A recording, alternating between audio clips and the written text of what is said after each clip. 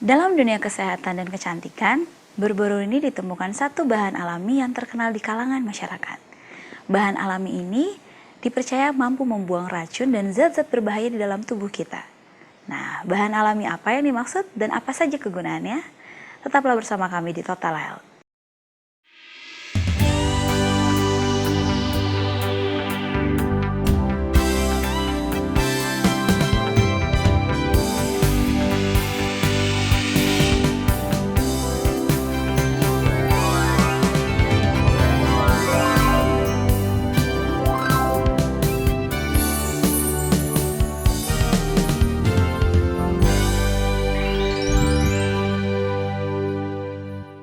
Shalom pemirsa, kita bertemu kembali dalam acara Total Health.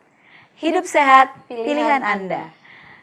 Di sini kita akan membahas satu masalah yang terjadi di kalangan masyarakat mengenai kesehatan. Bagaimana cara menjaga kesehatan kita yang lebih optimal sesuai yang Tuhan telah ajarkan kepada kita. Dan saat ini telah hadir di studio seorang praktisi kesehatan bernama Sofren Ringo-Ringo. Beliau merupakan lulusan kesehatan masyarakat dari Samyang University, Korea Selatan. Shalom Ibu Sofren. Shalom Eva. Apa kabarnya hari ini? Luar biasa. Luar biasa, sehat, puji Tuhan. Saat ini kita akan membahas satu topik, yaitu mengenai bahan alami yang sekarang sedang terkenal di kalangan masyarakat, yaitu arang aktif. Nah, saya yakin pemirsa yang sedang menonton tayangan ini penasaran, apa bedanya arang aktif yang kita akan bahas ini dengan arang yang mungkin sering kita jumpai di rumah ataukah arang yang menjadi bara yang bisa untuk bakar sate atau makanan lainnya? Dari namanya aja udah beda ya. Arang aktif dan arang. Artinya arang aktif ini dia melalui proses yang demikian rupa sehingga dia dalam keadaan aktif. Kenapa dikatakan aktif? Karena arang ini akan digunakan untuk sesuatu hal yang khusus. Khusus mungkin nggak khusus sih, tapi digunakan untuk sesuatu. Digunakan untuk sesuatu yang pasti jenis dan juga kegunaannya berbeda dengan arang yang mungkin sering kita jumpai. Betul. Nah, kalau dibilang khusus berarti jenisnya pun berbeda, bentuknya pun berbeda. Kalau boleh dijelaskan, arang seperti apa sih yang akan kita bahas saat ini? Mungkin dari bentuknya, ataukah kalau arang yang mungkin pemirsa dan saya sering lihat, itu mungkin berbentuknya kepingan-kepingan. Kalau ini arangnya bentuknya dulu seperti apa? Betul sekali, arang ini memiliki banyak jenis sekarang ini ya. Ada yang memang kalau kita lihat banyak perusahaan kosmetik yang mencampurkan arang untuk alat kosmetik. Contohnya untuk masker, ada juga odol, bahkan disikat gigi kalau kita lihat ya. Kenapa banyak orang yang ingin menggunakan arang? Otomatis karena memang sudah terbukti mampu untuk memberikan hasil yang diinginkan. Memberikan hasil yang diinginkan, ya betul. Nah, tapi saat ini arang yang akan kita bahas adalah arang bubuk. Oh, jadi bentuknya ini bubuk ya? Arang bubuk. Arangnya bubuk. Berarti seperti yang tadi sudah disampaikan, saya juga sering lihat nih, banyak sekarang alih-alih kecantikan merekomendasikan untuk merawat tubuh tuh dengan penggunaan arang. Jadi mungkin dicampurkan di dalam pembersih muka ataupun masker. Sedangkan ini yang bentuk bubuk, apakah berbeda, bisa untuk kesehatan juga dan kecantikan, atau memang dikhususkan untuk kesehatan saja? Kalau kita bicara tentang kecantikan, itu itu akan menggunakan arang, tapi apakah menggunakan hal yang lain saya tidak tahu, karena saya tidak dalam bidang itu. Tetapi kalau ditanya tentang arang yang biasa saya lakukan untuk pengobatan, ini menggunakan biasanya hanya bubuk arang. Bubuk arang yang kadangkala kita bisa campurkan ke beberapa hal. Oh, dengan beberapa hal. Sebelum dijelaskan lebih lanjut tentang beberapa halnya itu, nah sebenarnya apa sih kegunaan untuk arang aktif ini sendiri? Arang aktif ini kegunaannya sangat banyak.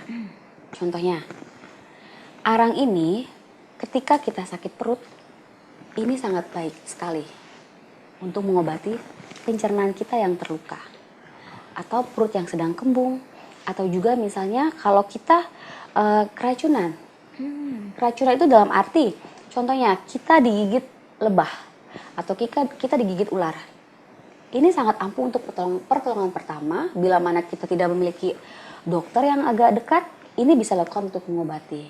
Dan juga ini bisa biasa digunakan untuk pengobatan untuk berbagai macam penyakit. Contohnya, terkadang kita bisa lihat orang yang diabetes itu lukanya susah kering. Ini biasa digunakan untuk membantu menyerap luka itu. Ataupun tidak diabetes, itu bisa digunakan untuk orang biasa. Atau banyak orang yang menggunakan pengobatan kanker dengan menggunakan arang. Nah, nanti kita akan mengetahui juga kegunaan arang ini dibentuk apa sih sebenarnya arang bubuk ini. Itu yang ingin saya disampaikan. Wah, luar biasa. Jadi menarik sekali ya dari arang ini. Sebelum kita lebih lanjut lagi nih, apa sih sifat dasar dari arang ini ke dalam tubuh kita? Maksud saya, apakah arang ini bekerjanya seperti apa dalam tubuh kita ketika kita mengkonsumsi ataupun kita mungkin letakkan di dalam kulit kita sendiri? Arang ini sifatnya mengumpulkan. Jadi dalam arti kalau misalnya kita ada bagian yang terluka, kita akan minum arang, kita akan tempelkan arang itu. Arang ini akan berusaha mengumpulkan untuk mempercepat penyembuhan, mengeringkan luka. Dan juga untuk bisa membuat luka itu bebas dari segala macam virus. Steril. Jadi sifatnya adalah dia seperti mengikat ya. Bisa dibilang seperti itu, mengumpulkan dan mengikat. Itu tadi dikasih tahu kalau misalnya kita tempelkan di kulit kita. Bagaimana kalau kita konsumsi? Apakah halnya juga sama? Karena ketika kita punya satu penyakit, contoh ada yang tadi dikasih tahu dia kanker, apakah dia mencari sel kankernya atau seperti apa? Untuk penggunaan arang untuk kanker ini kita harus lihat, bukan berarti kalau kita minum arang pasti sembuh. Kita harus bisa menggunakannya dengan tepat. Maka tadi saya sampaikan, arang ini sering digunakan untuk penderita kanker, untuk luka tempel. Contohnya, ketika pasien yang mengalami kanker, misalnya kanker payudara, biasa kita bisa menggunakan arang untuk membantu proses pengeringan luka. Jadi lebih membantu ke pengeringan luka itu sendiri. Betul sekali. Nah, secara dari luar sudah terlihat pastinya kalau misalnya arang ini dapat mampu bekerja mengikat atau mengumpulkan. Contoh yang tadi kalau kita punya luka, dia langsung bisa mengeringkan. Nah, apa sih yang arang ini bisa lakukan ke dalam tubuh kita ketika kita konsumsi? Pada saat kita minum, apakah ada takarannya atau bebas aja langsung kita konsumsi? Oh ya udahlah, kira-kira segini atau larutannya seperti apa? Oke, untuk dosis, kalau dikatakan dosis ya, sebenarnya kita bisa lihat kebutuhan tubuh kita. Karena arang ini tidak memiliki efek samping, kecuali satu, konstipasi. Oh, ada Jadi konstipasi. kalau kita minum, karena arang ini sifatnya adalah mengumpulkan. Jadi semakin banyak kita minum, ini akan menyebabkan kita konstipasi. Jadi kalau misalnya kita minum arang yang banyak, ingat kita harus lebih banyak lagi minum air putih untuk bisa membersihkan arang itu dengan lebih cepat. Wah, berarti kita butuh air putih untuk apa boleh saya katakan sterilisasi atau arang ini juga sebenarnya adalah proses dari sterilisasi tubuh kita sendiri. Arang itu mengumpulkan segala hal-hal yang memang tidak baik. Contohnya kita sakit perut atau kita infeksi di pencernaan. Arang ini akan segera saat kita minum dia akan segera datang dan mendekati arah penyakit itu sendiri. Tetapi ketika kita minum jumlahnya terlalu banyak, contohnya kita minum sehari bisa 4 kali. Otomatis yang terjadi adalah kita jadi mengeras. Mengeras karena arang ini sudah menyatu semuanya sehingga kita mengalami konstipasi. Wah, berarti kalau boleh saya simpulkan dengan bahasa awam ya, ketika kita minum arang ini dia akan seperti mengumpulkan, jadi kita butuh air putih atau air mineral untuk mendorong supaya racun-racun ini terbuang. Betul sekali. Oke, jadi saya lebih mengerti nih pemirsa. Jadi saya harap juga pemirsa pasti lebih mengetahui apa maksud dari konsumsi arang aktif ini. Nah, boleh tahu nggak sih penyakit apa aja yang mungkin Ibu Sofren pernah jumpai dan akhirnya digunakan untuk konsumsi arang ini sampai akhirnya ya bisa dikatakan sembuh? Saya paling sering menggunakan arang ini ketika mengalami diare. Oh, diare? Diare. Berarti itu dikonsumsi, diminum ya? Diminum. Kalau ditanya berapa banyak ya kira-kira? Diare, kalau ketika diare kita harus lihat kondisi tubuh kita. Apakah kita diarenya sudah sangat parah? Ketika kita sangat parah, kita boleh meminum ini 3 kali sehari. 3 kali sehari? Sebelum makan. Arang harus diminum pada saat perut kita kosong dan sebelum makan. Sehingga arang itu yang duluan masuk bukan makanannya. Kenapa? Ketika kita makan dan kita minum arang, sifat arang ini mengumpulkan, mengambil. Bahkan dia bisa mengambil nutrisi yang baik. Jadi tidak disarankan untuk menggunakan arang ketika kita selesai makan. Lebih baik sebelum makan. Ada jangka waktunya nggak? Berapa lama dari kita minum arang sampai kita makan? 2 jam atau 1 jam sebelum makan. Oh, cukup lama ya, 2 jam hingga 1 jam sebelum makan. Oke, kemudian itu tadi diare.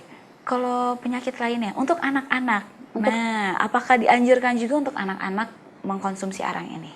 Untuk anak-anak, arang ini sangat baik karena tadi dia tidak memiliki efek samping, kecuali konstipasi kalau kebanyakan. Kalau terlalu banyak. Dan dia untuk anak-anak ini dia sifatnya sangat baik ya, kenapa? Arang ini ketika kita minum dicampurkan ke air, dia tidak memiliki rasa apapun, dia seperti air putih.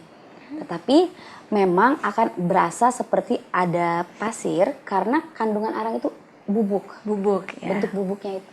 Jadi untuk anak kecil pun nggak masalah kalau saat mereka diare pun bisa pakai ini. Betul. Kalau misalnya anak bayi, balita, hitungannya balita dari umur 1 sampai dengan umur 5 tahun, apakah boleh juga untuk mengkonsumsi ini? Boleh.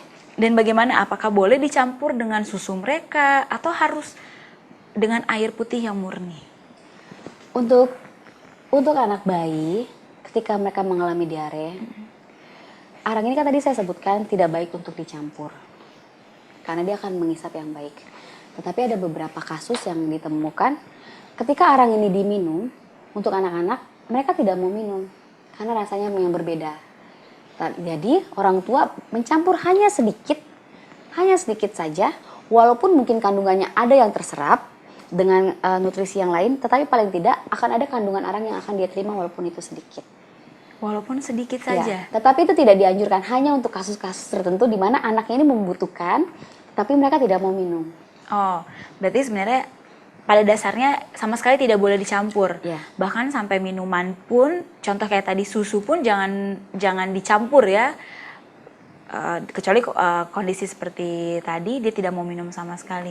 Berarti dengan makanan juga sama sekali tidak boleh dicampur. Betul sekali. Kan tadi saya sudah Iya. sebutkan, jangan sesudah makan tapi sebelum makan. Tapi sebelum makan. Karena nanti efeknya itu sudah tidak ada lagi. Dia akan menyerap bukan penyakitnya, tapi makanan nutrisi yang baru saja kita makan. Wah, kalau saya lihat di depan saya ini ada madu, ada bawang dan juga ada arang. Berarti kalau tadi tidak boleh dicampurkan, dengan madu pun tidak boleh dicampur. Betul. Berarti memang harus benar-benar murni air putih atau air mineral itu sendiri. Nah, selain itu untuk anak-anak, orang dewasa, apakah ada penyakit-penyakit yang tidak dianjurkan untuk mengkonsumsi ini? Contoh seperti orang yang sakit jantung atau penyakit-penyakit kronis lainnya, atau malahan sangat dianjurkan. Kalau misalnya kita kena penyakit jantung, tetapi kita kena masalah di pencernaan, tidak ada masalah. Tidak akan ada komplikasi antara penggunaan obat sakit jantung dengan arang. Tetapi itu dia kembali, jangan kita gunakan arang setelah kita minum obat. Oh, itu dia. Itu harus digunakan secara terpisah. Harus secara terpisah. Betul. Berarti kan ada nih obat yang dianjurkan disuruh konsumsi untuk sebelum makan. Betul. Kurang lebih 1 jam juga sebelum makan. Apakah konsumsi arang ini harus 1 jam sebelum meminum obat juga, atau dosis jangka waktunya seperti apa? Jangka waktunya, bila mana kita mengkonsumsi obat sebelum makan, maka kita harus makan arangnya itu jauh lagi sebelum kita mengkonsumsi obat. Jadi tahapannya atau stepnya, konsumsi arang terlebih dahulu, baru obatnya, baru kemudian boleh makan pada saat jam makan. Tapi kita harus lihat kondisi tubuh kita. Kenapa kita harus minum arang, kita minum obat? Ada apa dengan itu? Jangan jadi sampai jadinya tumpang tindih. Oh, berarti memang harus kembali lagi dilihat, tidak boleh sampai tumpang tindih. Dianjurkan boleh bersama dengan obat atau tidak nih? Tidak. Lebih baik tidak sama sekali. Iya. Memangnya ada pengaruh apa kalau misalnya ya walaupun tadi jamnya sudah diatur, tapi sama-sama pada hari itu dia minum obat? Ketika kita minum obat dan kita minum arang, kandungan dari obat ini akan diserap arang. Oh, oke. Otomatis tubuh tidak akan mendapatkan manfaat dari obat yang sudah diberikan oleh dokter. Jadi percuma aja. Lebih baik kita konsumsi arang ini. Wah, luar biasa. Tadi dikasih tahu tentang kesehatan. Kesehatan dari dalam melalui arang. Kalau di luar, kita misalnya terbakar, kena bara, kena api. Nah, itu gimana caranya untuk dioleskan ke kulit kita. Sebenarnya kalau kita kena luka bakar, obat yang terbaik yang harus pertama kita lakukan itu lidah buaya. Oh ya, jadi selain ada arang, ada lidah buaya juga. Betul. Kita bisa menggunakan lidah buaya terpisah. Oke. Atau kalau kita mau menggunakan, orang biasa sebut itu tapal atau bahasa kerennya itu poultice. Iya. Poultice arang. Di Indonesia ini biasanya orang menggunakan poultice itu bisa menggunakan tepung atau menggunakan flaxseed, tetapi flaxseed itu terlalu mahal untuk kita. Dan kita hidup di negara tropis. Kita banyak yang tumbuh di negara kita adalah lidah buaya. Lidah buaya. Dan lidah buaya juga bagus untuk kulit. Jadi saya anjurkan bila mana kita mau membuat poultice pada kulit kita, kita bisa mencampur arang dan lidah buaya. Oh, itu boleh ya dicampurkan? Apakah komposisinya, perbandingannya mana yang lebih banyak? Perbandingannya adalah kita melihat berapa jumlah. Kita akan melihat bentuknya. Ketika lidah buaya dan arang dicampurkan, kita akan lihat dia sampai posisinya itu tidak nempel, tapi juga tidak terlalu kering. Jadi mungkin apa ya? Seperti lidah buaya ini kan menghasilkan seperti ada lendir-lendirnya. Betul. Itu yang akan mengikat arang itu. Nah, di sini saya udah bawa contohnya. Ya, boleh sambil dipraktekkan nih. Apa yang biasa saya lakukan? Ini lidah buaya. Boleh kasih tahu nggak pemilihan dari lidah buaya ini yang baik seperti apa? Lidah buaya yang baik adalah kalau memang kita cuma punya apa yang ada di rumah kita, kita bisa gunakan. Itu hanya bisa yang harus kita atur jumlah arangnya. Kadang beberapa lidah buaya itu sifatnya sangat encer. Jadi yang lebih direkomendasikan adalah sifat lidah buaya yang kental, yang lendirnya sangat berlendir ya. Nah, tapi kalau memang tidak ada, itu pun tidak apa-apa. Jadi yang kita lakukan pertama adalah lidah buaya ini kita bersihkan, kita cuci, lalu pinggirannya kita potong, pinggiran sampingnya kita potong, dan juga kita bagian yang dari yang agak datar kita belah. Oh, dibelah. Kita belah, lalu setelah kita belah, kita hanya ambil dagingnya saja. Dagingnya, dan daging itu saya blender. Hasilnya seperti ini Ya, ya? ini hasil blender. Tidak dicampur air lagi, hanya dagingnya saja. Daging dari lidah buaya pure. Murni dari Murni. daging lidah buaya. Betul sekali. Nah, sekarang kan Nah, sebelum ke sana, saya jadi penasaran. Apakah dengan jumlah yang panjangnya seperti ini atau lebih panjang lagi? lebih panjang sesuai dengan kebutuhan. Itu Dan sesuai besar dengan lukanya kebutuhan. ya? Dengan yang kita butuhkan. Nah, ketika ada pasien yang butuh untuk kita kasih poultice, otomatis kadang kita nggak punya waktu untuk bikin itu. Setiap proses kita bikin baru. Jadi kadang kita membuatnya udah di stok. Oke. Dibikin agak banyak, lalu tinggal dipotong sesuai dengan ukuran lukanya. Nah, ini hasil yang sudah di blender. sudah di blender. Ini agak banyak ya, saya akan kurangi. Oke.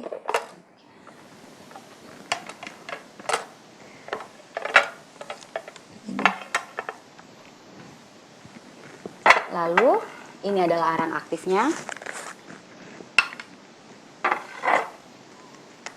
Jadi ini adalah pencampuran dari arang aktif dengan sari dari lidah buaya ya. Betul. Itu kurang lebih berapa banyak? Ini 1 sendok, 1 sendok, 2 sendok, 2 sendok. 3 sendok. Kita aduk dulu.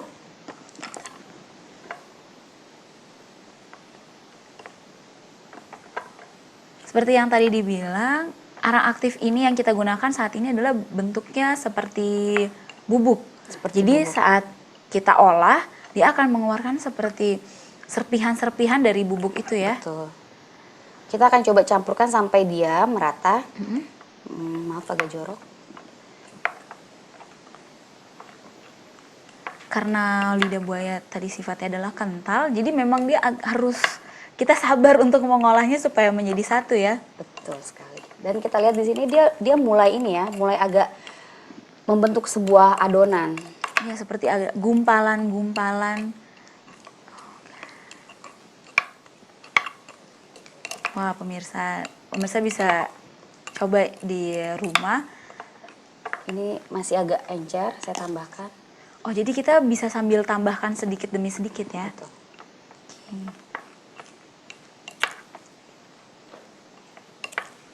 Selain lidah buaya, ada nggak sih alternatif lain dari tanaman alami yang bisa dicampur seperti ini dengan arang? Sampai saat ini yang saya coba paling baik itu lidah buaya. Yang Ada paling juga baik. orang yang mencampur ini dengan minyak.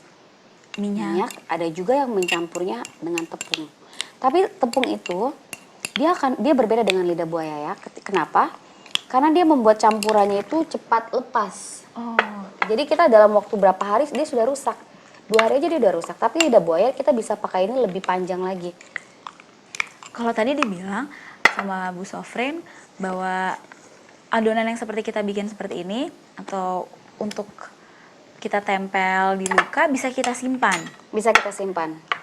Boleh tahu simpannya di suhu seperti apa dan berapa lama Kita adonan ini akan kuat? Kita simpannya itu di dalam kulkas. Oh, di dalam kulkas. Tetapi saya akan tunjukkan. Ini kan sudah jadi ya. Dia tuh sudah bisa kita lihat tadi yang tadi bubuk terpisah sekarang dia sudah mulai menyatu. Dia seperti adonan kue ya. Ini bisa diambil 1 sendok. Nah, Dia seperti adonan kue hitam. dan benar-benar membentuk gumpalan yang padat ya. Ya. Nah, biasanya untuk bisa mempermudah saya akan gunakan plastik. Oke. Boleh dimasukkan ke dalam? Oke. Kita masukkan 1.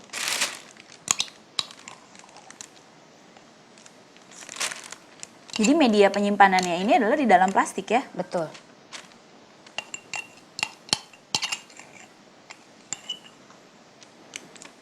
Ya, kita kasih ini.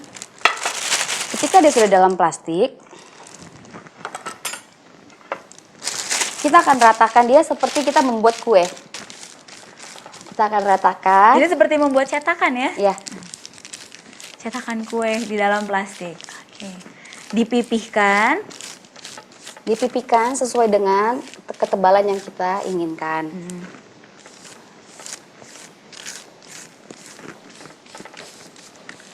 Jadi sama sekali kita berusaha supaya tidak ada udara yang masuk ya. Ya. Benar-benar dipipihkan. Nah, setelah bentuknya seperti ini, terus ini untuk apa dan bagaimana cara menggunakannya? Ketika kita ingin menggunakan, contoh, misalnya Ibu Eva ini punya luka kanker, punya luka kanker di bagian dekat arah payudaranya. Ini bisa digunakan dengan cara kita lihat besarnya itu bagaimana. Besarnya ini kurang lebih sekarang 5 kali 5 cm. Kita bisa lihat, kita potong 5 kali 5 cm. Setelah kita potong 5 kali 5 cm, kita potong 5 kali 5 cm. Lalu yang kita lakukan adalah kita buka dari plastiknya.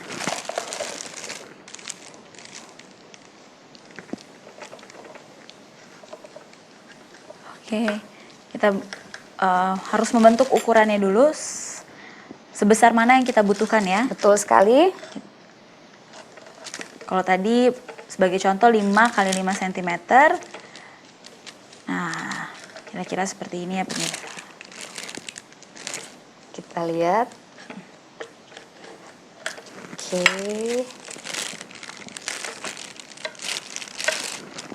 Ketika kita lihat, ini arangnya masih terbungkus ya. Tapi kita perlu arang ini untuk menyentuh kulit kita. Jadi kita tinggal membuka, lihat. Oh, Kita jadi tinggal membuka plastiknya bagian atas, kita tempelkan langsung. ke bagian mana yang dibutuhkan Kita tempelkan langsung di bagian kulit kita. Setelah itu kita tutup plester. Kalau bisa kita gunakan plester yang biasa untuk 3M itu. Kita tutup dan kita biarkan dia bermalam juga boleh, beberapa jam juga boleh, sampai nanti dia mengering. Jadi intinya jangka waktunya adalah sampai arang tersebut mengering di kulit kita. Betul. Kenapa pakai plastik? Karena arang ini sifatnya akan menghisap. Jadi kita tutup bagian atasnya, hanya yang kena kulit yang berinteraksi. Oke, saya akan kasih contoh.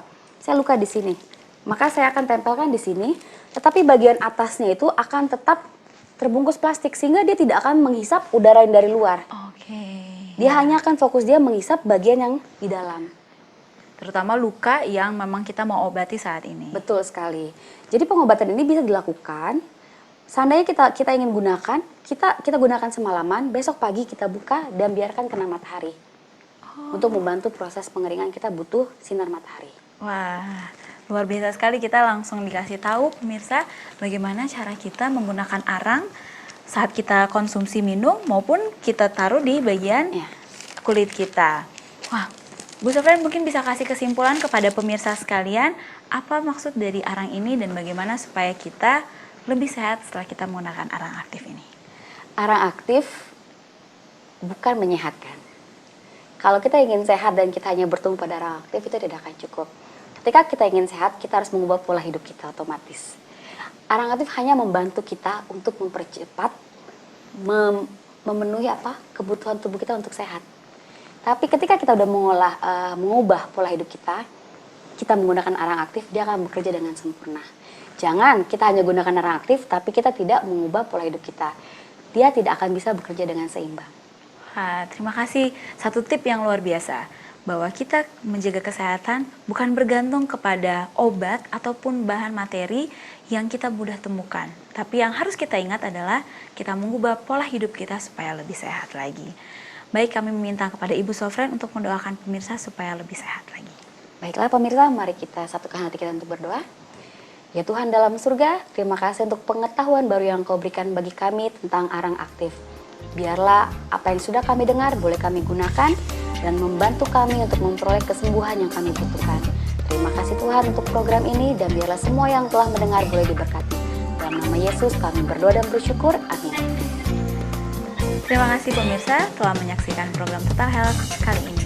Tetaplah bersama kami di program Total Health. Hidup sehat, pilihan Anda.